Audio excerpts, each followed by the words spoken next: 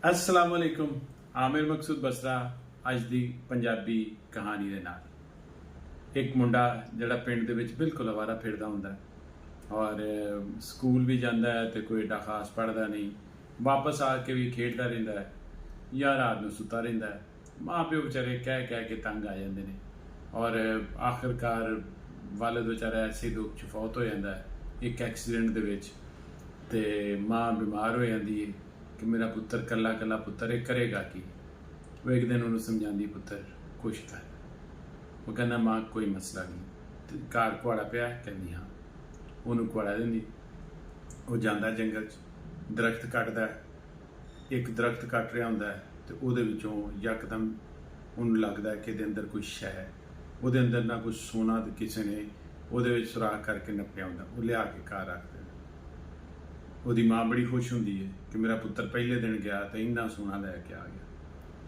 ਉਹ ਖੈਰ ਉਹ ਸੋਨਾ ਵੇਚਣ ਜਾਂਦਾ ਹੈ ਤੇ ਅੱਗੋਂ ਜਨਾਬ ਉਹਨੂੰ ਗੌਰਮੈਂਟ ਦੇ ਜਿਹੜੇ ਹਰਕਾਰੇ ਹੁੰਦੇ ਨੇ ਉਹ ਫੜ ਲੈਂਦੇ ਨੇ ਕਿ ਇਹਨੇ ਚੋਰੀ ਕੀਤਾ ਹੋਣਾ, ਇਹਨਾਂ ਸੋਨਾ ਕਿੱਥੋਂ ਆਇਆ। ਬੜਾ ਦੱਸਦਾ ਪਰ ਨਹੀਂ ਮੰਨਦੇ। ਉਹਨੂੰ ਗ੍ਰਿਫਤਾਰ ਕਰਕੇ ਉਹਨੂੰ ਸਜ਼ਾ ਦੇ ਤੌਰ ਦੇ ਉੱਤੇ ਮੱਛੀਆਂ ਫੜਨ ਤੇ ਲਾ ਦਿੰਦੇ ਨੇ। ਉਹ ਇੱਕ ਜਾਲ ਸੁੱਟਦਾ ਹੈ, ਉਹਦੇ ਵਿੱਚ ਬਹੁਤ ਸਾਰੀਆਂ ਮੱਛੀਆਂ ਹੁੰਦੀਆਂ ਨੇ। ਉਹਨਾਂ ਮੱਛੀਆਂ 'ਚੋਂ ਇੱਕ ਮੱਛੀ ਜਿਹੜੀ ਹੈ ਨਾ, ਉਹ ਜਿਹੜਾ ਵੀ ਫੜਦਾ ਹੁੰਦਾ ਉਹਨੂੰ ਪੂਰੇ ਦਿਨ 'ਚ ਇੱਕ ਮੱਛੀ ਸ਼ਾਮ ਨੂੰ ਖਾਣ ਵਾਸਤੇ ਦਿੱਤੀ ਜਾਂਦੀ ਕਿ ਪਕਾ ਕੇ ਜੇਲ੍ਹ 'ਚ ਆਪੇ ਖਾ ਲੈ। ਉਹ ਲਿਆ ਕੇ ਉਹਨੂੰ ਕੱਟਦਾ ਹੈ ਤੇ ਉਹਦੇ ਵਿੱਚੋਂ ਹੀਰੇ ਨਿਕਲ ਆਉਂਦੇ। ਬੜਾ ਜ਼ਬਰਦਸਤ ਵਾਈਟ ਚਮਕਦਾਰ ਜਿਹਾ ਹੀਰਾ।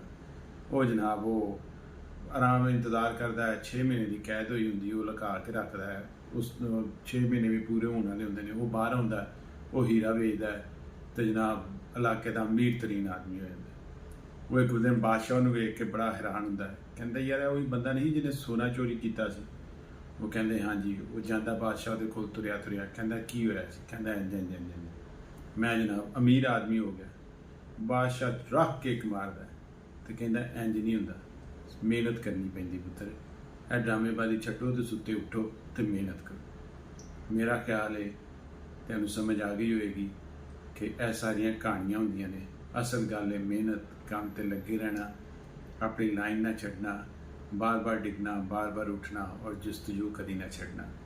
ਜ਼ਿੰਦਗੀ ਕਦੀ ਨਾ ਕਦੀ ਤੈਨੂੰ ਉਸ ਜਗ੍ਹਾ ਪਹੁੰਚਾएगी ਜਿਹੜਾ ख्वाब तुझे देखोगे, और ख्वाब ज़रूर देखो। बहुत शुक्रिया। ये वाला आर्टिकल आपने देखा, ये कॉटन जो कल परसों मैंने जो आपको आर्टिकल बताया था उसका ये दूसरा कलर है। ये क्रीम कलर है, वो थोड़ा सा पिंक सा था। ये बहुत ही खूबसूरत कलर, बहुत कंफर्टेबल कॉटन और सिर्फ 4500 में 4500 में आपको फ्री होम डिलीवरी के साथ maqsood.pk MAQSOOD.pk। अब मैं आपसे इजाज़त चाहता हूँ। अल्लाह हाफिज़।